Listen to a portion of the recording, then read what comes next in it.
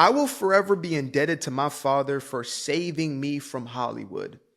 Now, I'm not going to sit here and say that I was going to be some sort of Michael B. Jordan or something of that nature, but from the age of 2 to around 12 years old, pretty much all I knew was acting, right? I did some sports on the side, took care of my academics, etc. But I was in a commercial at 2 years old. I fell in love with acting. I took the classes. I enrolled in any sort of plays and things that I could do. Every single school that I was in, I was competitively acting, or I was, on some sort of stage performing, or I would find things outside of school. I was given over to the craft. I loved acting. And so Hollywood to me looked like the only place that made sense. I wanted to be in that Hollywood space. Before it became Hollyweird to me, I wanted to be an actor on the big screen and, to be beloved by many for doing the thing that I love to do most. However, my pop sensed something out at a very early age, or at least early for me, right? I guess early even for him. This is about 20 or so years back. What he recognized was that there were a lot of suspicious characters. And the first one was a casting agent who, when I look back, I now get the quote unquote ick from this individual, right? There was an off vibe about this guy, and he happened to work for Nickelodeon. And so we were doing auditions, etc. I actually did the audition and got the follow-up to go down to Los Angeles. I was living in the Bay Area at the time. So got the call to go to Los Angeles and essentially, get in front of a show casting director for a show that they were producing at the time, which sounds like the most incredible thing for anybody who wants to be an actor. I mean, I was extremely excited, but then after having conversations with my dad, I was a little pissed off at him, but he basically steered me away to say this might not be it. And it wasn't long after till I really got to see, when I was doing some stage plays and things of that nature, where I felt really uncomfortable and I basically left that world behind, right? There was also a little mix of me trying to be, cool and fit in. And I didn't want to be the theater kid. I wanted to be a cool kid. And so I also, I dropped that persona and picked up basically what I thought would get me accepted. But that being said, I admired Hollywood. I thought that Hollywood was a place for actors to thrive. What I did not understand at the time, which I understand now, is that Hollywood is not just a weird place, i.e. Hollyweird, but it is a demonic place. And I'm not just saying that in the religious context, right? It's low vibrational. There's a dark energy around Hollywood. My brother, who actually was in film school, even graduated, he left LA for this very reason. Went to school out there, wanted to be in the movie business, and he didn't tell me till years later till I could comprehend, but he said there always felt like there was a dark cloud, a dark energy over Hollywood. And back then, again, I could see it. I was seeing what I was seeing in the movies, but I wasn't able to fully comprehend that these people who play pretend are choosing roles in some cases that are aligned with who they truly are. Right? And there were things my dad did not allow us to see. My mom, was a little more lenient, but my pops would not allow us to be exposed to as kids, that we just could not watch. I didn't understand that. I didn't understand the sort of messaging that was being pushed through these movies, etc. I didn't understand that Hollywood was a mechanism of pushing degeneracy. They were looking to create more dysfunctional and degenerate individuals through their messaging. We went from having shows that were based around family to shows that are about broken family. Shows and movies that were about marriage and people coming together and falling in love, to having movies or shows that are solely fixated on infidelity and the tearing apart of a household, right? Kerry Washington's Scandal, she is a brilliant actress. And I would have viewed it as, okay, this was her biggest role, etc. But that role was a role of infidelity. That's what that was. It was about, cheating. It was about disloyalty. And it was one of the most popular shows. And it was pushed and promoted. Just like, I guess, Nicole Kidman has a new movie coming out. And this was somebody who I thought back in the day, she's been married for years. There's a loving relationship, etc. But I forget, this is Hollyweird, folks. This is Hollyweird. Now she's in a movie where, she's basically having this affair with her intern. And he's a dom, or they're whatever, S&M, whatever the hell that is, that freaky stuff. And she was talking outside the movie of how she was so excited, to finally get to express these parts of herself and to get into these scenes, etc., sexually. And I'm like, wait a minute, this is a whole ass married woman who proclaims to love her husband so much. But then I had to put in a context. This is Hollyweird. Everything that you thought it was, every person that you thought, was one way, could easily be the complete opposite. I was the biggest Will Smith fan. I loved Will Smith to life. Outside of my pops, he was my only true role model. And this was as a kid, because all I saw was what was on that silver screen. All I saw was what was on that cinema screen. He was a hero to me. I didn't understand that this man was a broken man. I didn't know that this man was one who was cowering under, this domineering narcissist that is Jada. I didn't know that this was a dude who was involved in all sorts of degenerate behaviors. I would have never for the life of me believed that. But then again, what was the intention and purpose of Hollywood? Was it to create messaging that, uplifted us? Was it to create messaging that had us do, things that were more wholesome?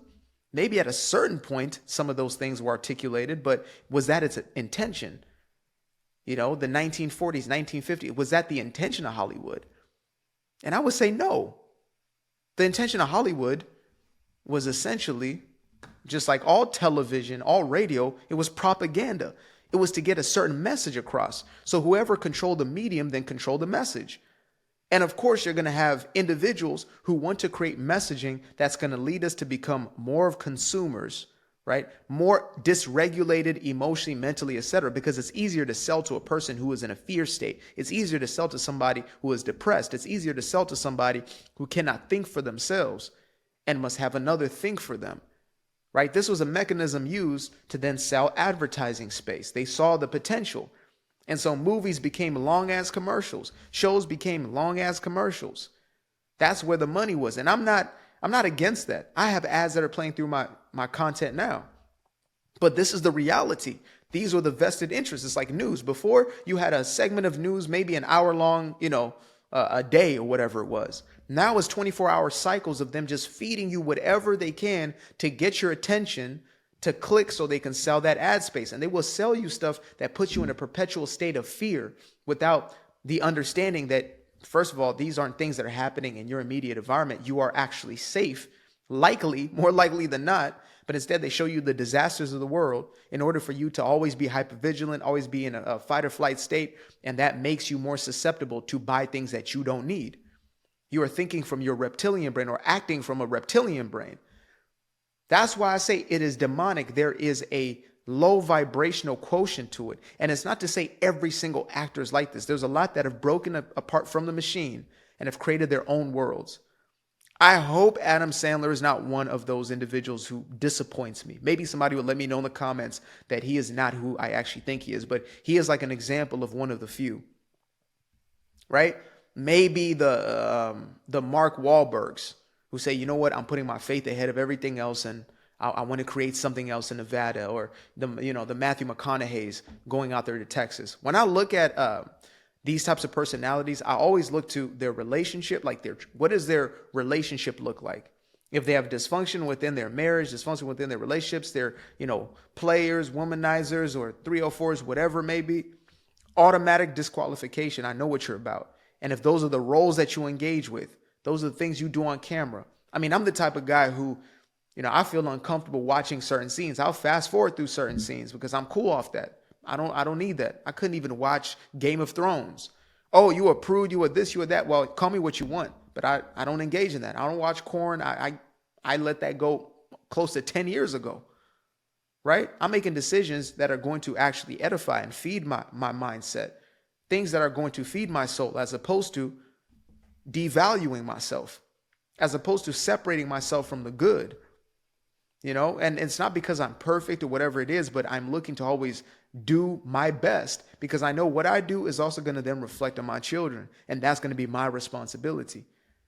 When them kids are going through this life and they're looking to a model, I want to be the best model that I can be. So it starts with myself.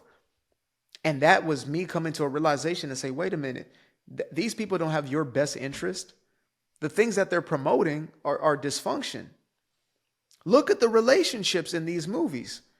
How many movies have a relationship that it was like the, Al Green, let's stay together, right? As opposed to it's about discord, dysfunction, even just go with it. It's a funny premise or whatever, but it's like lies, lies, lies, deception, deception, deception.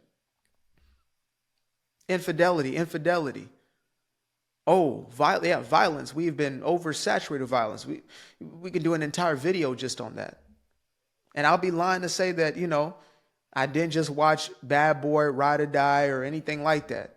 That there aren't movies I enjoy, but I'm very conscious and aware that this programming, if you let it seep in and you see this as your reality, has a very real effect.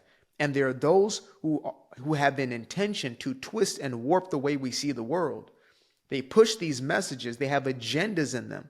And they've been found out. They've been figured out. That's why Disney and all these, sorts of organizations, these companies are scrambling, because the general populace, the larger population, does not really, want these outrageous sort of messages. They might want a little dysfunction degenerate. There's some dudes who still want to look at stuff and be creeps or whatever it is, right? There's still women who want to see 50 Shades and all kinds of stuff. You need to check yourself if that's you. But general consensus, most people, especially if you're, family people, etc., that's of value for you. You just want normal family entertainment, like Grown-Ups or something like that, And even Grown-Ups, a lot of stuff in a movie like that would not been accepted, just decades prior. But today, anything goes. I'm talking about just full corn on television, rated 12, rated 16. What? Adults who are susceptible to this. There are adults who could watch this and be influenced, let alone the kids. Oh yeah, that's perfectly fine. Those messages, perfectly fine. Yeah, boy can be a girl, girl can be a boy. Yeah, that's actually, we should promote that. We should, put that on a pedestal. We should give those type of movies more Oscars. It's like in the last 6 to 8 years, if you wanted to get an Oscar, all you had to do was make a movie about a Transformer. And I'm not talking about Bumblebee. I'm not talking about Megan Fox or Shia LaBeouf. I'm talking about the transmissions, the Transformers. You understand me? They turn this into that. All you have to do is put that on screen and you get yourself an Oscar. You get yourself accolades and awards. Oh, you're so brave. They say it's bravery to have those sorts of messages put out into the world. They gave basically a corn movie an Oscar. Oh, how brave. Brave? Is brave to be a 304 in this day and age? To be a streetwalker on screen? That's not brave. That's like y'all normal run-of-the-mill stuff. See, I'm not even talking about what they're doing behind the scenes. I'm just talking about what's in front of the camera. I'm talking about the types of things they're doing in front of us, let alone what the hell is taking place behind. That's why this thing cannot help but fall, because it has been existing in darkness for so long. They've been able to create smoke and mirrors, and they screwed themselves with politics. If they never got into the political conversation, maybe people would have continued to, go along until it got too damn weird and wacky and crazy, and Buzz Light was, having a boyfriend or whatever. Like maybe before that, they could have gotten away with it. But as soon as they jumped into the politics and they tried to now push it in front of our faces as their real selves, that's when they started to lose attraction. That's when they started to lose motion completely. They lost it. They already lost people. Like what it takes to become a Hollywood star. I would say either you're so in love with the craft like a Daniel Day-Lewis and all you want to do is act, or you're and you end up having to leave Hollywood because it's too much. You become a cobbler and you're making shoes. You know what I mean? Even though you're one of the most brilliant actors ever in history. Either you're that, or like an Adam Sandler who just loves to, act and have basically make movies with his friends or whatever it may be, have a good time. Or you're somebody who is so addicted to attention, you cannot do without it. You are so dependent on the validation of others.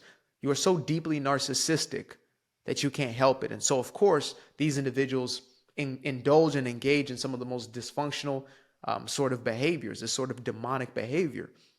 And for me, I've made the decision that, I'm going to go through life vigilantly. I was in a place where I was watching none of it. I wouldn't consume, etc. Sometimes if it's a throwback movie or, whatever it may be, I'm kicking it with my girl, kicking it with the kiddos, whatever it may be. Cool. Otherwise, no, I'm not just about to passively be going along with it. And definitely not be worshiping and idolizing the way in which we had been doing for decades, seeing these people as heroes. They're not heroes. They are pretenders. They are adult pretenders. Simple. That's all they are. That's their job. Fantastic job, Leo. Fantastic job, Angela. Fantastic. That's it. Simple as that. Same way I would look at the plumbing job that was done in the house. Thank you. Fantastic job. Plumbing is A1. It's the exact same thing.